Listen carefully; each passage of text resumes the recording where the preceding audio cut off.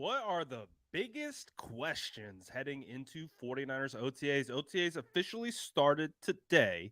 No media in attendance, so we don't have any recaps or updates, but we have a ton of questions heading into this offseason period, and we are going to discuss what those questions are right after this.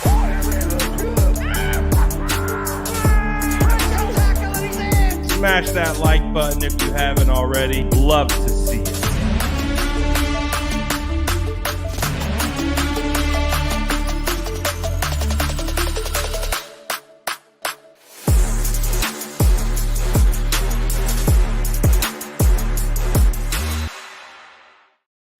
What is going down, SDS? The beard is back yet again. This is our second live today. We did a 2-hour film breakdown on Brock Purdy versus the Dolphins earlier today. We spent a lot of time going back and forth about all that good stuff in regards to the continued conversations about the San Francisco 49ers quarterback. So we want to get into the tape. We did that earlier. If you want to check that out, go into the live tab on my channel. You'll see a Brock breakdown, a Trey breakdown, and a Sam Darnold breakdown. And while you're doing that, smash the like button on this video. Shout out to the whole SDS squad. What is going good? What is going down, SDS? Good to see you guys. I don't know. Where is everyone? Tell everyone to get in here so we can talk about questions that we have heading into OTAs that officially started today. And I think we can hop right in discussing what the biggest question heading into the OTAs is.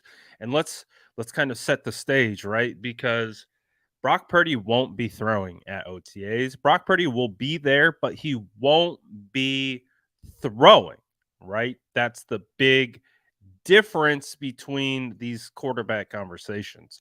So we do anticipate, though, Brock will be back throwing at the beginning of June. So that's really not that far away.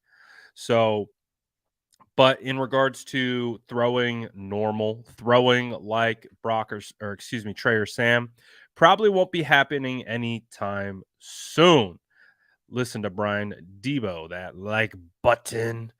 Um, John says, "Can we get some cinematic clips of Purdy violently throwing a towel?" Listen, if I came across Brock Purdy violently throwing a towel as part of his rehab, you already know I'd be posting that everywhere across all my social platforms because I'm down for that stuff. I'm down for the process. I'm down for what it looks like for these players to come back from things like that. I would absolutely be posting it. We would be doing a full comprehensive breakdown. We would be doing it all. You know how we handle things here. Speaking of full comprehensive breakdowns off of little clips, it's pretty funny if you go back to our comprehensive breakdown of Trey Lance's 2 throws against air with Patrick Mahomes. If you go back and listen to it, we were pretty spot on. We were pretty spot on with everything that we were seeing and the way it was also conveyed to Matt Barrows of The Athletic when he put out that report last week that got everyone talking about Trey Lance in a positive light. If you go back to that breakdown, we said a lot of those same things that came out of that article in a positive light.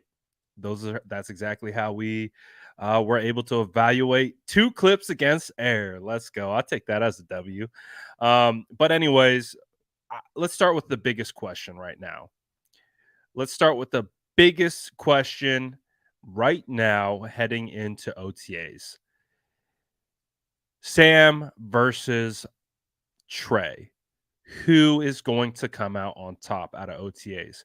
Because I do think OTAs is going to be a little bit of a preliminary competition for Trey and Sam to see who gets the upper hand in training camp. It's against air. There's no tackling, etc., etc. But just like you will, I'm like a broken record when it comes to all this stuff. You can find context in evaluating everything. Just like I can find context in evaluating Brock Purdy throwing a towel, I would be able to do that in training camp. You can quantify and conceptualize how to evaluate things within what the context holds. Just because it's not on Sundays against NFL competition or trying to tackle you doesn't mean there isn't contextual reference you can pull against OTAs in shorts and shirts, et cetera, et cetera. So, although it isn't the main portion of that particular competition, the biggest thing that we are going to be asking ourselves coming out of OTAs is Sam or Trey going to come out on top? That is going to be the number one question. And we're going to have media there tomorrow. So we'll be able to hear from all the local media that show up for OTAs. And, we're going to have to pick through it and piece through it. I don't think we're probably going to get any type of footage of OTA team drills. I don't think that we're going to get anything like that. Everything that we're going to get, it's going to be individual drills, warm ups, et cetera, et cetera. We could still pull from that, but I'll be honest, it will be hard to really pull anything to be able to compare and contrast from a full blown competition standpoint, because I think where those two guys need to compete the most, they both have different levels to what they need to improve individually, but where those two guys are going to compete is team drills, how they're reading defenses, how they're seeing the field pre snap, post snap, how they're operating the huddle. Those are the things that I really think Sam and Trey are going to be able to start to set the tone, start to set the standard for how that's going to translate into training camp, how that will then translate into preseason. I think preseason is going to be really important for the San Francisco 49ers this year. I think that those reps for Sam and Trey are going to matter. And it's going to matter for Brock too. Brock's going to have to get in there. We're going to have to see Brock against some live bullets. See shake it out a little bit. Let him get some reps in preseason and just kind of get that feeling back. Shake off the cobwebs a little bit. Make sure the arm is all good, but specifically for OTAs, it's Sam versus Trey. That I really do think that's the number one question that we got heading into there right now, because excuse me, what we're really looking for and to see right now is who's going to take the first team reps. I imagine it's going to be Trey. That's my belief, is that if Kyle Shanahan calls out the first team offense, it's going to be Trey Lance out there, and rightfully so. What's going to be interesting is how that then translates into training camp. So as of right now, biggest question has got to be Sam versus Trey. I do think that's an open competition. I do think those guys are really going to be going after it. And I think it's going to be set up for those guys to go after it.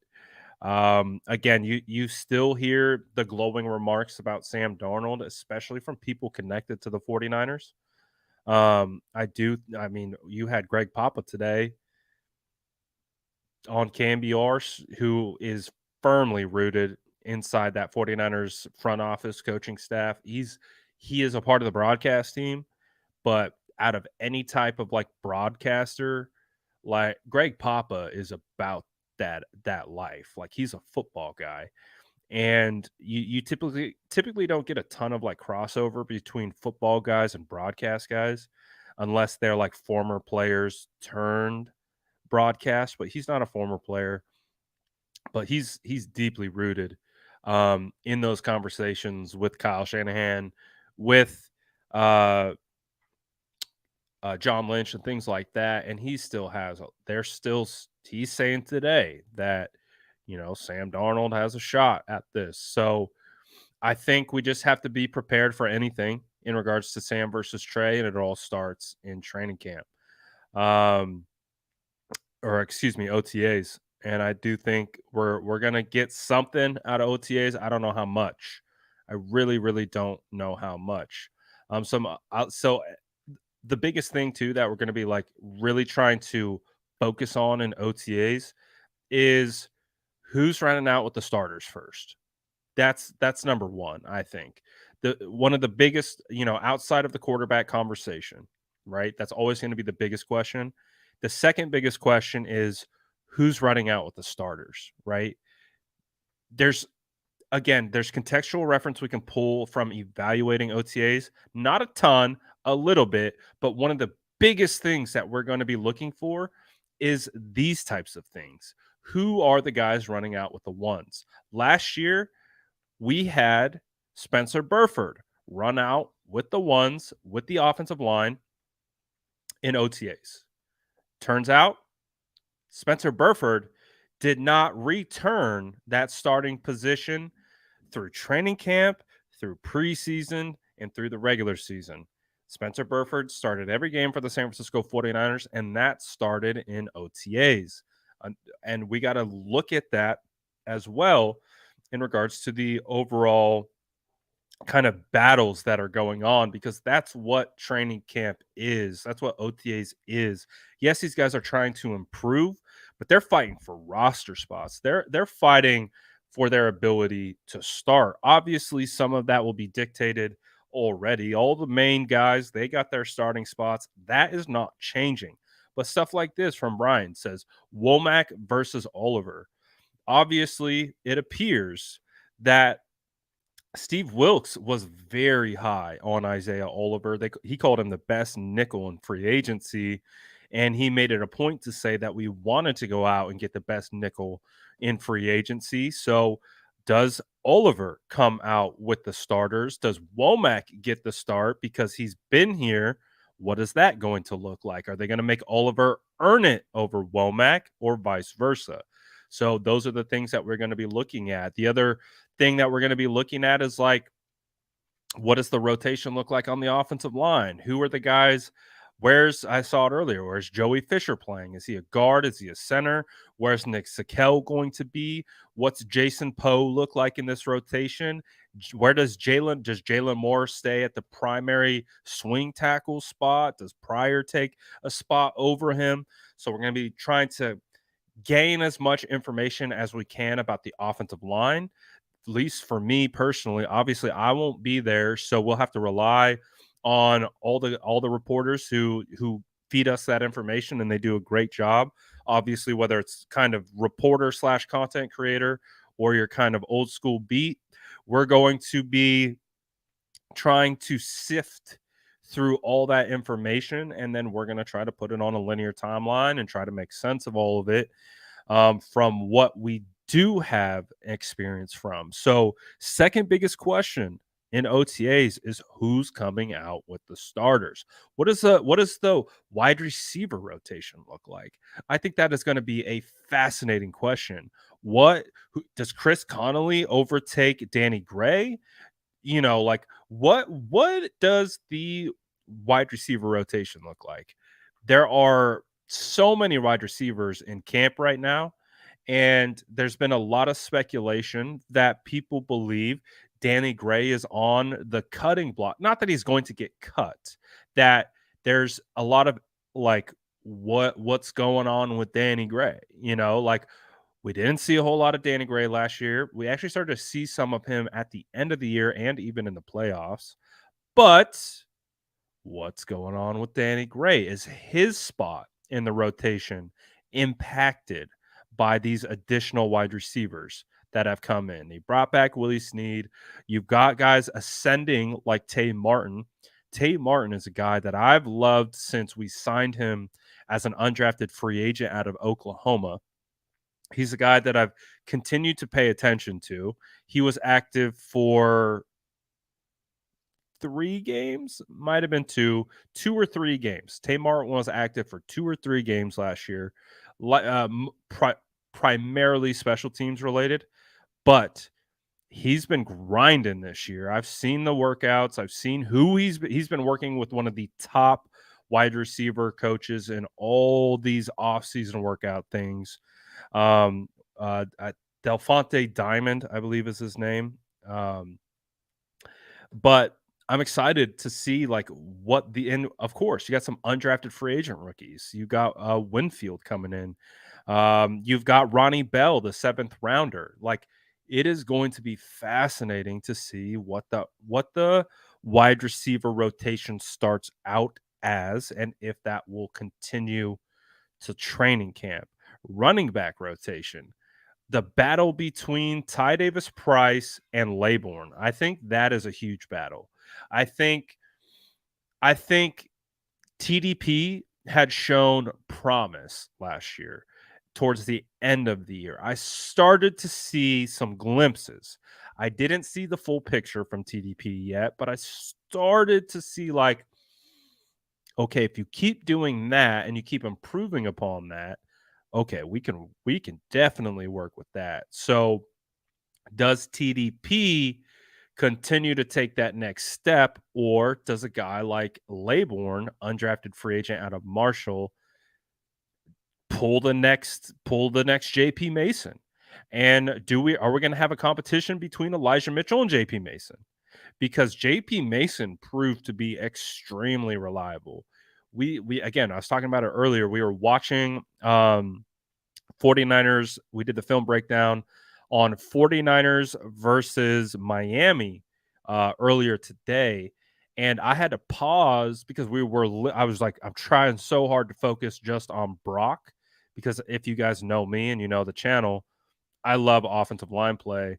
And offensive line play and running back play are tied together, in my opinion. They're like synonymous with one another, especially in zone type schemes or zone concepts. They have to play off each other. And I just was like, oh, like JP would just pop off, just great cut, one cut right off the block inside the hole. And like, man, JP's got it. JP Mason has got it. We got a guy undrafted. Is he going to compete with Elijah? And Elijah Mitchell has been fantastic for the 49ers, but he's just been dealing with health concerns since he's been in the NFL now for 2 years. So we go down the list, man. We can go down the list of each position. Tight end. Is this it for Dwelly? Is this the last hoorah for Ross Dwelly? Because the San Francisco 49ers drafted 2 tight ends, Braden Willis and Cameron Latu. Charlie Warner jumped Dwelly in the depth chart, but Croft jumped Dwelly, if you don't remember. But Croft's not here anymore. So I really think everything behind Kittle is wide open. So that's going to be fascinating to see what that rotation looks like. Is Cameron Latu right out the gate tight end 2? Is it Charlie Warner right out the gate tight end 2? That's going to be fascinating. Defensive line. My thing with the defensive line is, thank you. Said Waveware says, cheers, excellent breakdowns on our QB room, I must say. Thank you very much. I appreciate that. I'm really trying to be as objective as possible with breaking down these quarterbacks, because I know that right now there's so much emotion saturated into the quarterbacks. I'm really just trying to be as objective as possible and let the tape talk to me. I'm not trying to inject anything else into it. So I do appreciate that. But with the defensive line, one of the things that I would be looking for if I was at OTAs is, where's Eric Armstead lining up?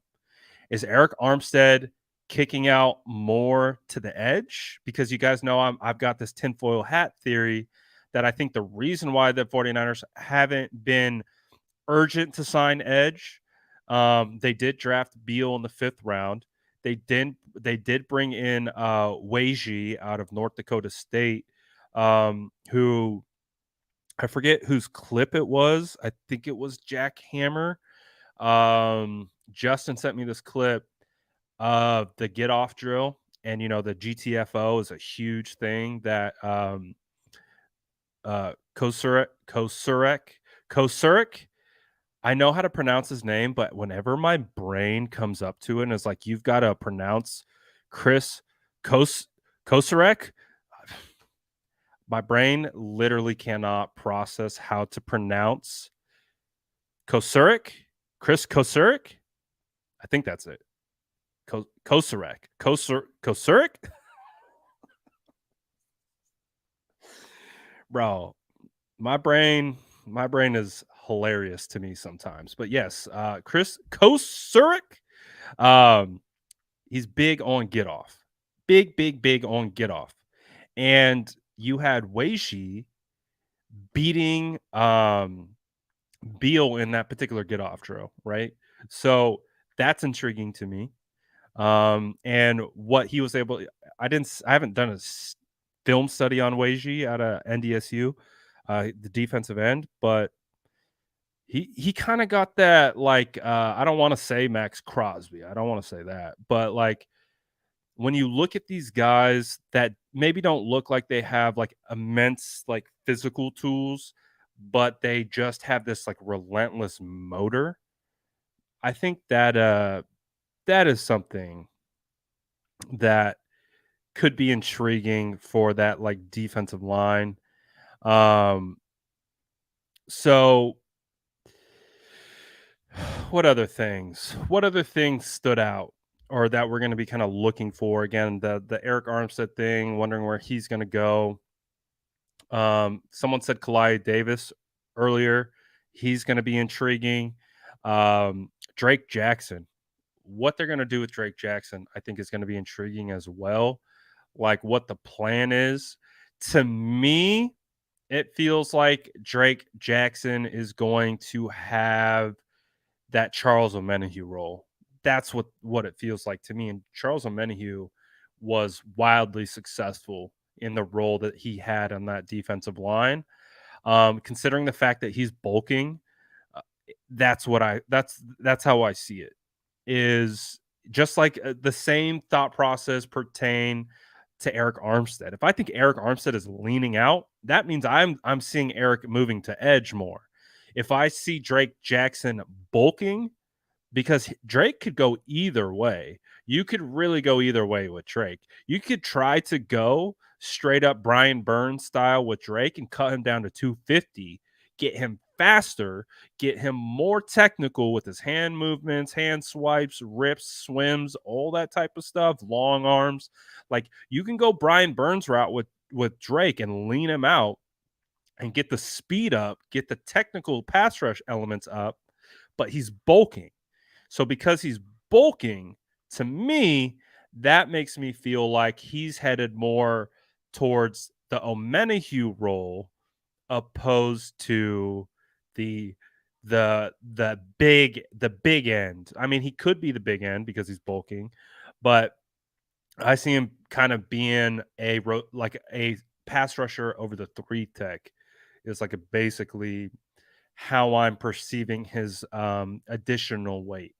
So it'll be interesting, but I see the Drake people are excited about Drake Jackson. I'm excited about Drake Jackson too, man. I really do think that he has a pretty high ceiling. He was very raw coming out of USC. Uh, and I said that about him. He's the the physical tools are through the roof. His trait, he's a very traity, a ton of traits as a prospect, but he's just raw. You can tell like he didn't have a huge pass rush plan, um, not a ton of pass rushing moves, and you knew that was going to be something he was going to have to develop. And I'm very curious to see. He's been in the, he posts almost every day that he's at the facility, so he's letting us know he's working. And so he's working. They got him on a specific weight plan. They got him on a bunch of stuff. So I'm really excited to see what Drake Jackson is looking like. The biggest thing with Drake for me, and again, we're talking questions. My question for Drake would be this: is he able to maintain that same type of twitch, that same type of get off while bulking? If he can do that, whoo, that's going to be big. That's going to be really, really big. Um, Angel says opposite of Hufanga can be interesting. Exactly. It's like I think Jair Brown. I don't know if he will start right away, but I see a world where Jair Brown is taking like 75% of the snaps as a rookie on defense. Like he to me is one of those plug and play type prospects where you don't really have to coach him up a ton because he already does it so well. He's obviously going to have to assimilate to the NFL game, but outside of that, he already does everything well. Plays around the line of scrimmage. He's extremely physical. I mean, that guy's got a nose for the football. He will tackle you. He will come after you. And he's got those instincts where he can play off the line of scrimmage, but he can also do it in coverage. And he can also locate and go attack the football. Those are like the hardest things for me that I think to teach for an incoming safety is like you can't teach instincts from that particular spot. Like it's just like again, I find context in everything. You know, I've been so much around my son's football team um that he's they're what are they? Ages they're ages 9 and 10. All right. So whoo! I mean, superstar talent, right? No, but I'm just saying it's like they have a really good safety, and it's like he doesn't come across like this guy that is just going to play the position really well. But when he gets in games, his instincts are through the roof, and he's constantly putting himself around the football. And that you just can't like. No one's teaching him that. Obviously, we tell him that, but when it's game time, you can see the light bulb goes off, and he's reading, he's reacting, and he's putting himself in position to make plays. That's kind of like Jair. Like Jair is going to be able to read and react and make plays day one. So I do think Tashawn Gibson is obviously going to get the starting spot, but I could see a scenario where it's like they're either running three safety sets or like Brown is getting some run because that was one of the things that stood out to me about Hufanga as a rookie at training camp. I've told the story before. It was the first practice of training camp where they went unpadded. And I tell you, you guys, I'm gonna tell you this all the time. You probably already know it, but I'm gonna continue to say it anyways. When it's unpadded, I don't watch the O line or D line. To me, it's it's like a 60% evaluation. And I don't like wasting my valuable eyes because you can't watch everything. You have to pick your spots because I can like watch the ball, but I'm not evaluating anyone specifically. So when I go to training camp, I'm like, I'm watching the O line. So I'm watching them. So basically, O line versus D line. But when pads go off, I'm like, I'm not watching them. I'm going to put my eyes somewhere else. So that first practice, I was like, okay, we got this fifth round rookie. It happened to be the day that Kowalski wasn't practicing. I think he was dealing with some kind of muscle soreness or something. He wasn't practicing. So that particular day, it was Jimmy Ward and Talanoa Hufanga playing safety on the first string defense. And this is also the first day that Talanoa got the bump to be basically the starter for the day because Kowalski was out. Well, I'm like, okay, I'm gonna watch, and I'm a big offensive guy. I was like, I'm gonna watch Talanoa. I, I'm intrigued. I haven't been watching him all training camp yet. I'm gonna watch Talanoa. That was the moment where I'm watching Talanoa just anytime it was a run, guess who was right there? They're not tackling, they're not taking to the ground, there's no pads, but every time it was a run, guess who was in the hole ready to tackle him?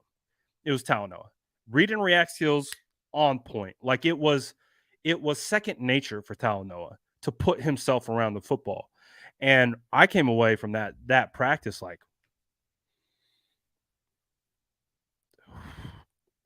it's like, damn.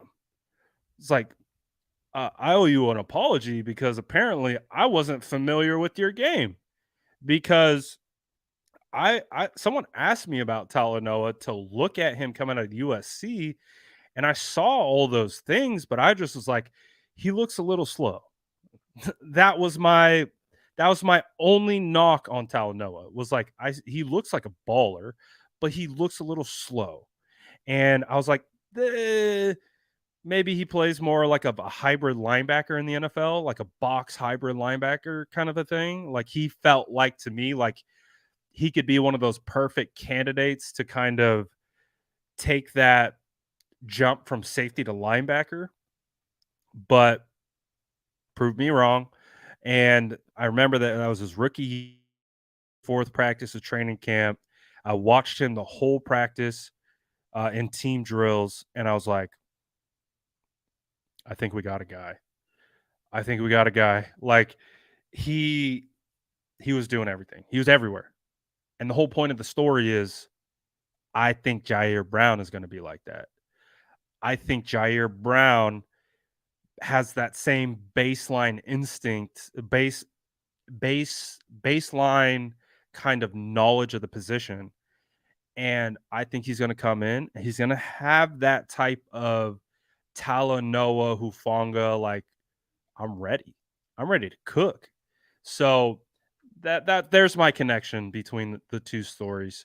But yes, I do think it is going to be fascinating to see what goes on the other side of Talanoa and how they manage those safeties. Linebacker 3, I think, is going to be interesting. Who's going to? I think Oren Burks is going to be the first guy. But of course, they get Winters, they get Jalen Graham. They got the kid out of Minnesota. He's got the hyphenated name. Um, there's some competition, and they already got DFF and Marcelino.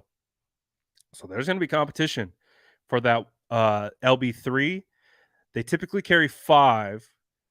So they've already got Fred, Dre, Oren, DFF, Marcelino, but they drafted 2. So that is going to be a fascinating situation because Marcelino, if you all remember, balled out last year in training camp and in preseason. He didn't even make the roster. He was on the practice squad all year. Does he make the roster this year? Does D Winters make the roster this year? Does Jalen Graham make the roster this year? DFF re-signed on a 1 year. Oren Burks is in his last year of his contract, I believe, but Oren Burks to me is the day 1 LB3 at OTAs. We'll find out. What does the cornerback depth look like? Where's Ambry at? Are we going to get a bounce back from Ambry Thomas? I think that would be the best thing for the 49ers secondary. I think Demo proved it. Again, I was concerned for Demo making the raw. Like I had it started to creep in towards the end of camp because Demo was buried on the depth chart.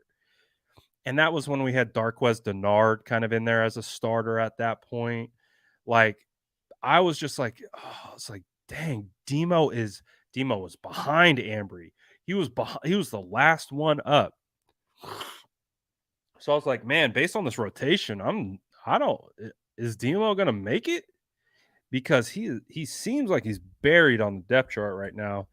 But shout out to Demo. He made his way all the way up to being a starter. Now, can Ambry do that? Maybe he doesn't become a starter, but can Ambry get it back? And let's face it, he wasn't all the way there. He showed signs of potential. He was inconsistent his rookie year when he made some plays for the 49ers. They definitely had to hide him in that defense a little bit, but he made some plays down the stretch. He got better as each week went on. Ultimately, he was okay, I would say, as a rookie.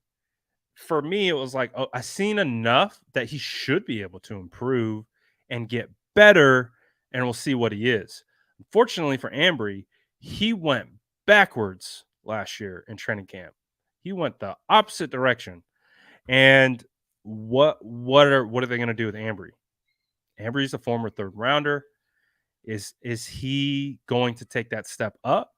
Is he going to be able to kind of like reclaim that men I don't even know if I want to call it mentality, but like reclaim that like cachet that he had built up a little bit, right? You know, the big game winner against interception against the Rams. Like what is Ambry looking like?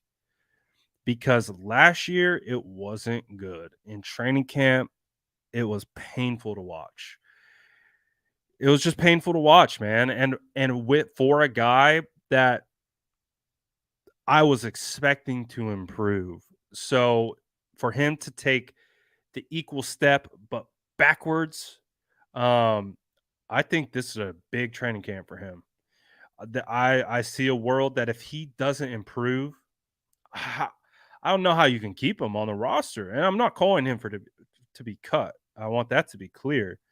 I'm just saying, like, you got to keep progressing up, right? Like, I don't know how you could stay on a roster while you're going the wrong direction, if you know what I mean. So, I think this is a make or break training camp for Ambry. Obviously, they got him in the third round. I think they like him a lot. I think he's a good kid, or he's not even a kid. I think he's a good person. I don't think it's anything about that, but his play is really got to take a he's really got to take a jump next year, in my opinion, to make the roster. So it's going to be very interesting. Ruben, appreciate the super chat. Says, which rookie edge do you think has a higher chance to make an impact between Robert Beal and Jalen Graham? Um, I think I think Jalen Graham is more a linebacker. Um, I think he's more off ball linebacker. I think the question is like who. I think it's intriguing. We'll see because I haven't seen enough to give you a definitive opinion one way or the other on Spencer Wagee. Um, I've watched Robert Beal. I see what the 49ers like about him. Um, but I think it's going to be interesting to see the fifth rounder versus the undrafted free agent. I want to see. I want to see that battle. I want to see what that looks like. Um, I would say, like I said, I would say Jalen Graham's more off-ball linebacker. It'll be interesting to see if they put him at edge, but um, he definitely does feel more off-ball. Um, so, but Beal is going to be an intriguing prospect to watch as well. See how he translates to this level and all that type of stuff. But thank you for the super chat, Ruben. I really do appreciate that. Hey, shout out my island boy. When do we get reports on today's mini camp? We will get none. We get zero reports today. Technically, we're only going to get one report from OTAs, and that report is going to come tomorrow. So today was the first day of OTAs. I have not seen the 49ers post a single thing about it. And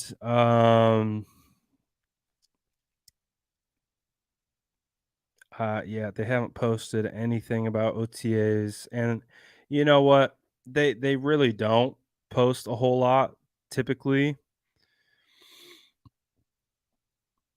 but media will be there tomorrow. So I imagine we get press conferences tomorrow. I imagine we get workout warm-ups videos from local beat, and yeah, but we're not going to get anything today, unfortunately, and we're only going to get something for one day I think out of the 9 OTAs, if I'm not mistaken.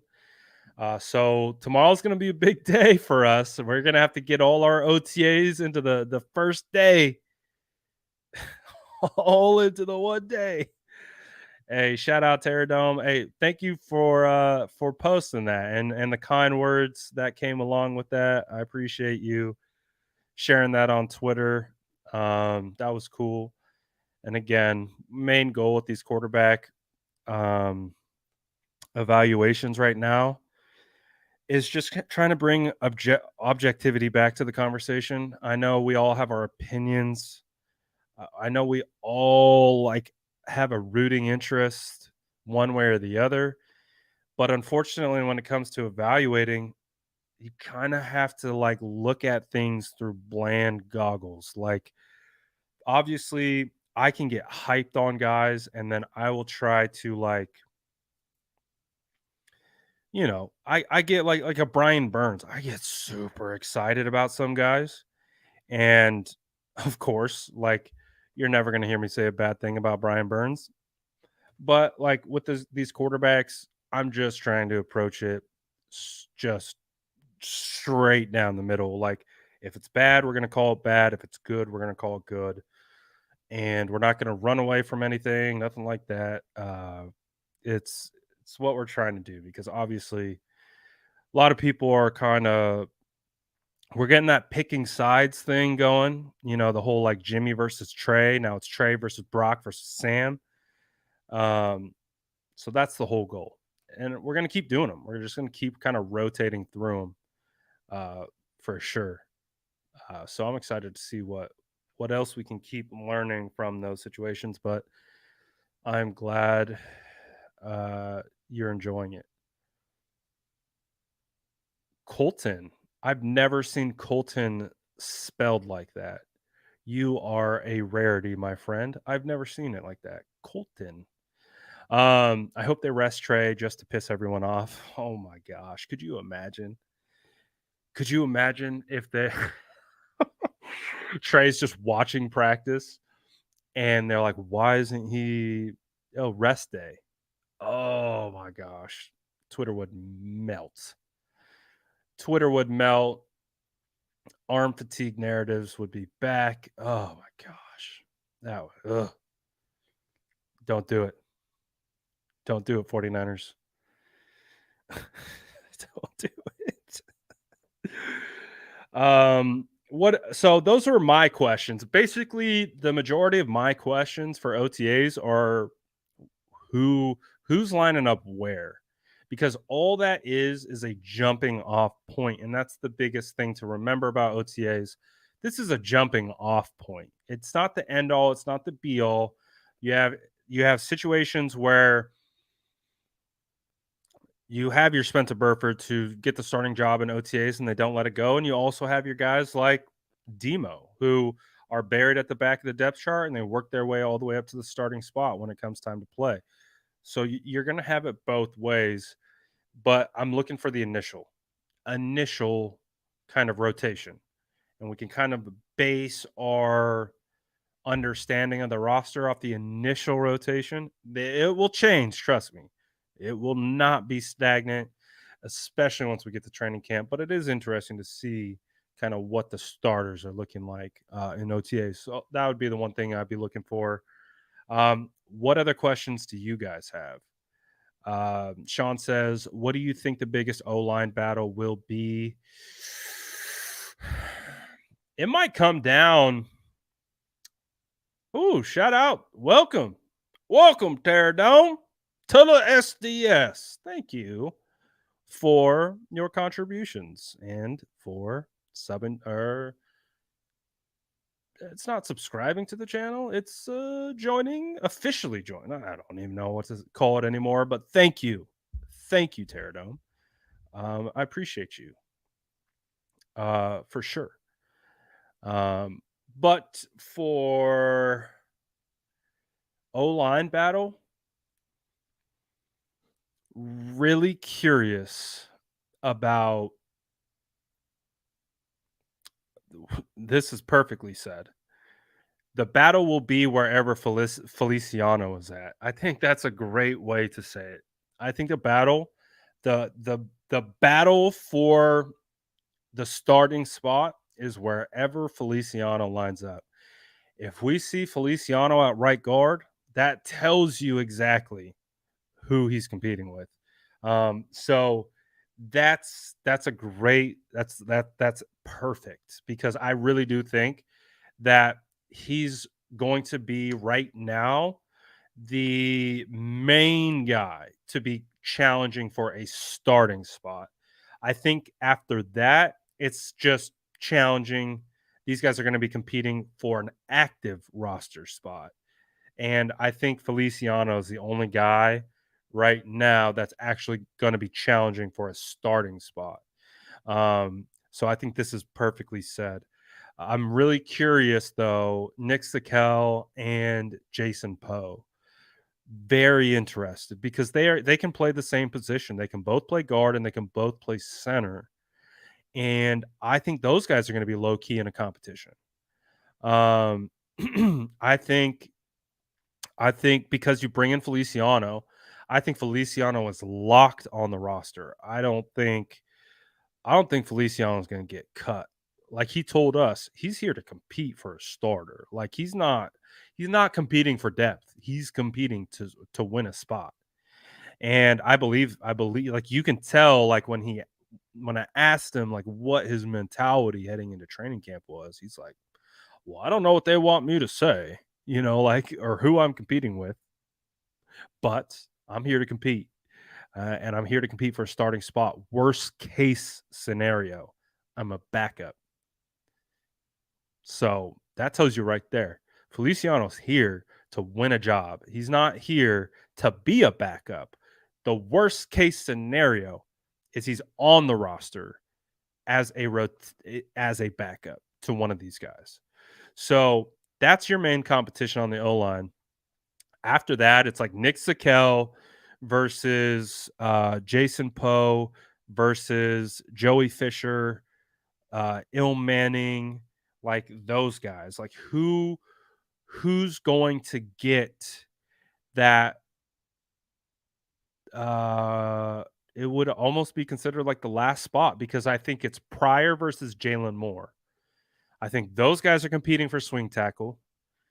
I think Feliciano's a lock, and then it's who's going to be the extra guy. Last year it was Zakel who made the roster and stayed on the roster, but it was Jason Poe, I think, who won Scout Player of the for the entire year. Um, and Jason Poe, we were having conversations like, is Jason Poe going to beat out uh, Aaron Banks? I even put Poe. The hype was so crazy about Poe that I even put Poe in my final 53-man roster breakdown. So that's kind of the way I'm looking at it. I think, like I said, Feliciano's a lock to me. Outside of that, it's Jalen Moore versus Pryor. I think Jalen Moore wins. And then after that, it's between those four guys. So it's going to be very interesting. And again, it's not going to be one. I don't think it's going to be one in OTAs. When the pads come on, when we see one of these guys going up against Hargrave, when we see Feliciano versus Hargrave, Feliciano's got experience going against Hargrave. I mean, I guess so does Burford, but I'm interested to see what that's looking like for sure. We haven't even said Hargrave. It's gonna be interesting to see Hargrave out there.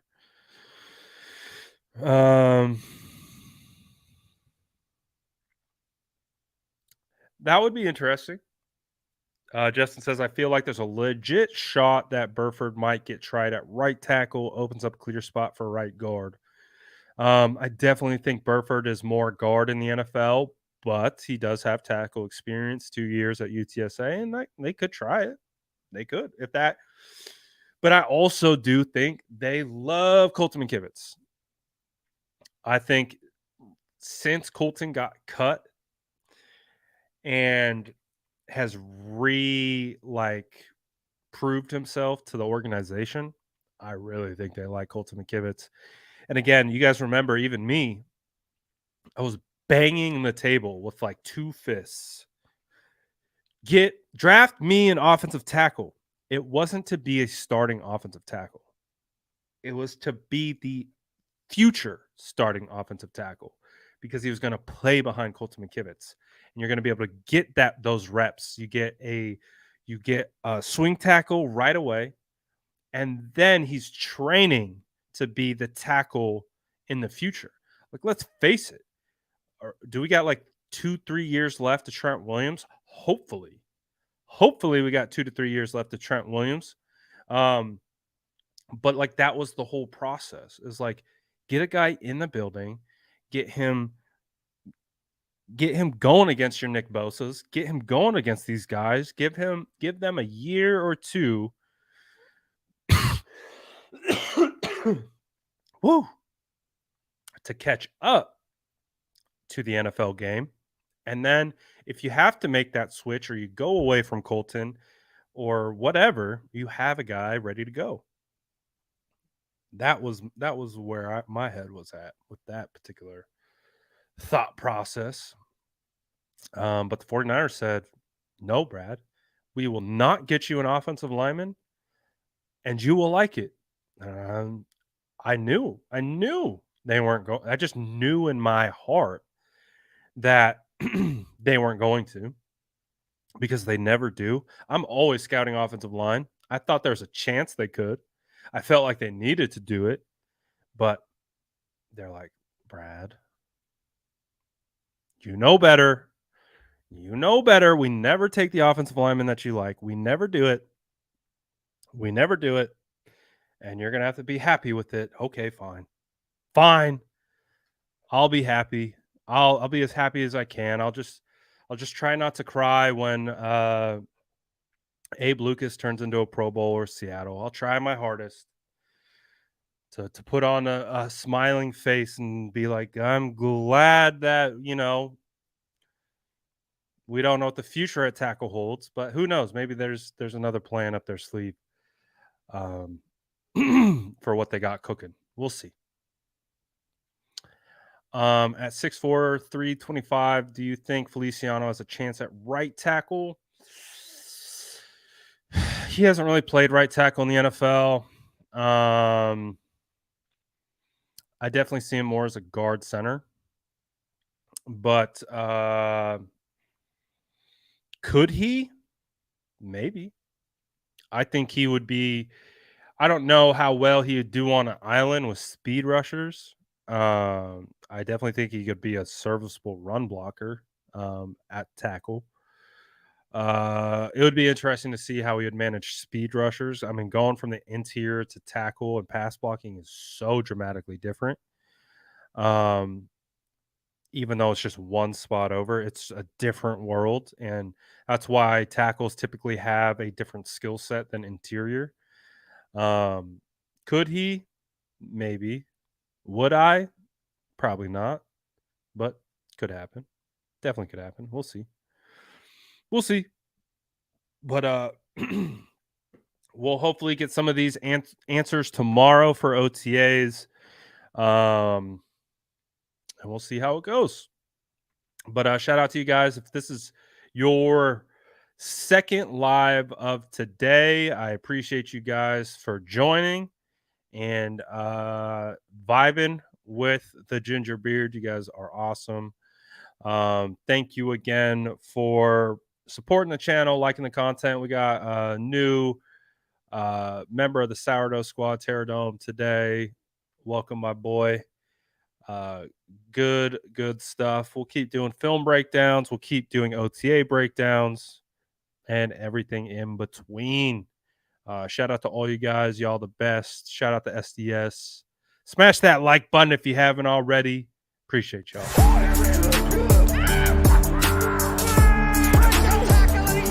Smash that like button if you haven't already. Love to see it.